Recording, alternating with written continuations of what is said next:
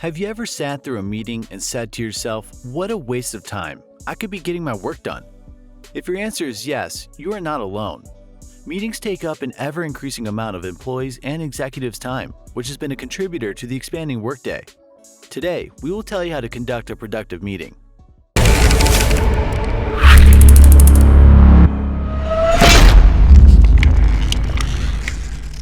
Before starting the video, please subscribe to the channel and click on the notification icon so you get notified when we upload the next video.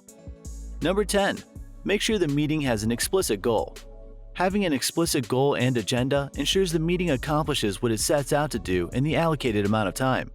Otherwise, we risk leaving the meeting without tangible outcomes or action items. This often leads to yet another meeting down the road, which could have been avoided.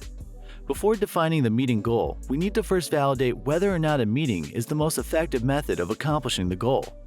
Most meeting goals can be divided into the following categories: asking for feedback or getting approval, alignment, making a decision, and sharing information that requires an immediate follow-up action. Otherwise, in most cases, when communicating an update, a meeting isn't necessary. I'm sure we've all heard that entire meeting could have been an email.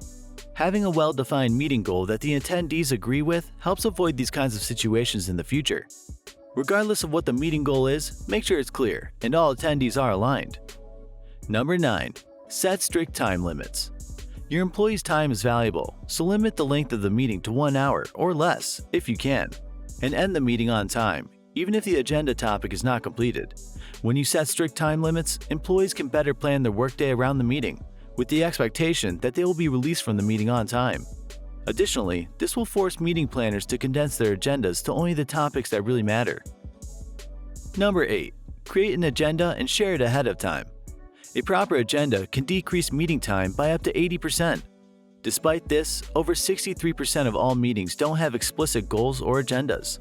Agendas are essential to productive meetings because it helps set expectations for the attendees, allows attendees to add agenda items if needed, and helps estimate how long the meeting should be. Take stock of the most common kinds of meetings and create an agenda structure or template that works best for the team and its immediate collaborators. The agenda should break down what needs to happen during the meeting in order to achieve the meeting goal.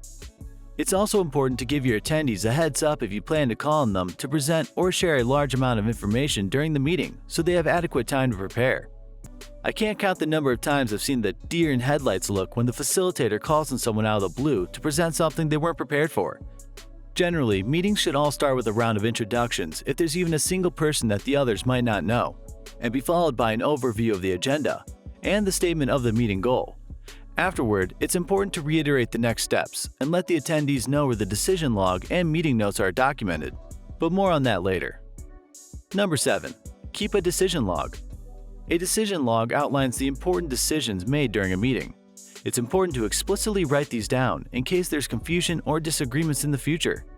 It can be as simple as a few bullet points or an elaborate table.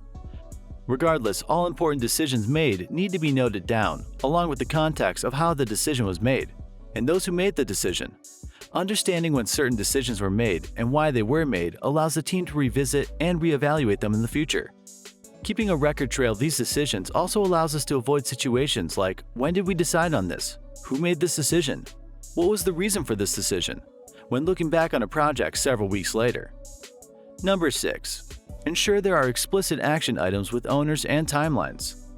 One of the most important things after a productive meeting is to ensure that there are explicit next steps. These action items should be tied to the meeting goal, assigned to a specific person, and due at a specific deadline. Otherwise, the meeting outcomes end up being ambiguous, and attendees are unsure of who is responsible for what, and what needs to be accomplished before the next meeting.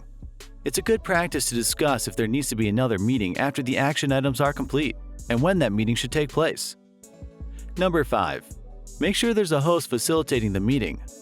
You need a facilitator to run the meeting. I cannot stress this enough. I've been to numerous meetings where we sat in awkward silence or endured small talk for 10 to 15 minutes before someone stepped up to lead the discussion.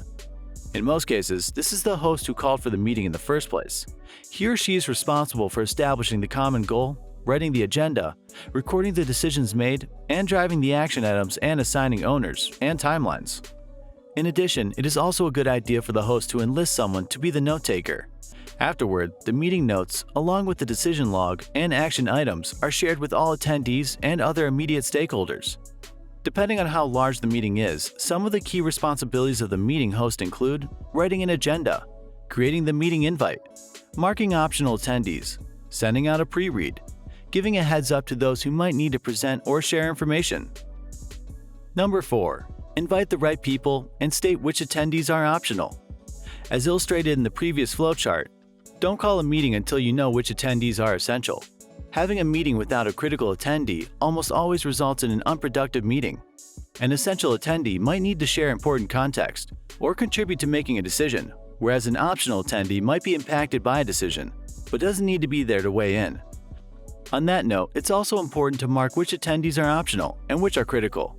In most cases, non-essential attendees join meetings out of fear of missing important information. Studies have shown that the most productive meetings tend to have 5 to 8 people. Assuming good meeting notes, decision logs, and action items were taken, optional attendees should be able to catch up afterward on their own in less time than the meeting itself. As a team member, you should also feel comfortable in declining meetings when there isn't an agenda or if the agenda doesn't seem relevant.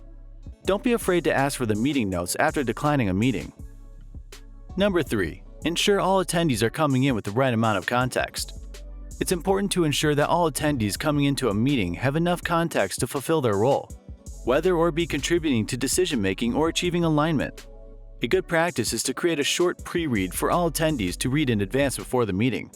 When writing the pre-read, I generally assume the reader has no context coming in and build up the context from scratch.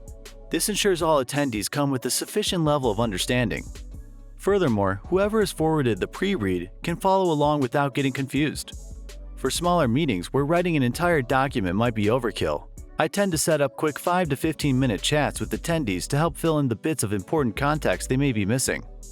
Following this tip can help us avoid scenarios where someone shows up without context, asks for an overview of the topic, and delays the entire agenda. Number 2. Make sure all attendees are prepared and have a chance to speak. In over 80% of meetings, 2 to 4 people dominate the entire discussion, while most of the other attendees are either left out or not focusing on the topic. A good host should ensure there are enough pauses and breaks in between topics to ensure the attendees who might be less outgoing to have a chance to speak as well.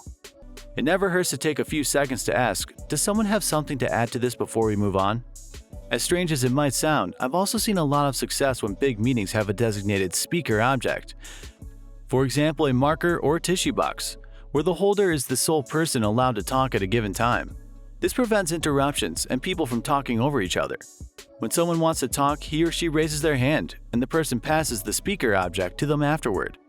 A virtual approach to this that has worked well is for the speaker to have their video turned on as the speaker object, while the other attendees have their videos off. Some video calling programs also have a raise hand feature, which has been helpful as well.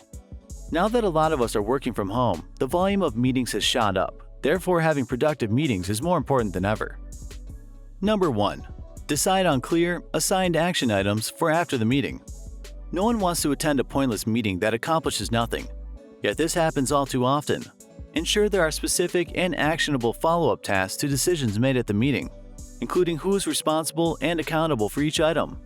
This clarity will help bring purpose to your meeting and will put your organization in the best position to succeed. Creating after-meeting action items will also help prepare employees for the next meeting, since they will be able to report on their progress or findings. Do let us know in the comments if this video helped in conducting a productive meeting. Thanks for watching.